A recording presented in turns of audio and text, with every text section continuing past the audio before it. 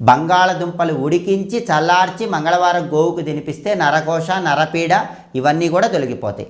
వ్యాపారంలో నష్టాలు ఎక్కువగా వస్తున్న వాళ్ళు బుధవారం పూట గోవుకి క్యారెట్ తినిపించండి. బుధవారం గోవుకి క్యారెట్ పెడితే వ్యాపారంలో మంచి పురోభివృద్ధి ఏర్పడుతుంది.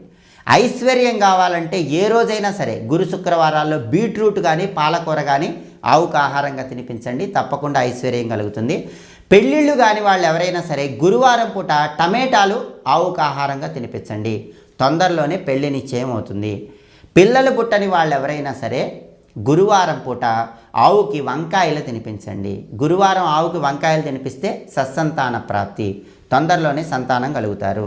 అలాగే ఉద్యోగంలో ప్రమోషన్లు తొందరగా రావాలి, అధికార పదవులు రావాలి, ఉన్నత పదవి రావాలి. అలాంటప్పుడు ఆదివారం ఆవుకి అరటిపండు పెట్టండి, ఉద్యోగంలో తొందరగా మంచి పురోభివృద్ధి ఏర్పడుతుంది. అలాగే దొండకాయలు ఆవుకి సోమవారం తినిపిస్తే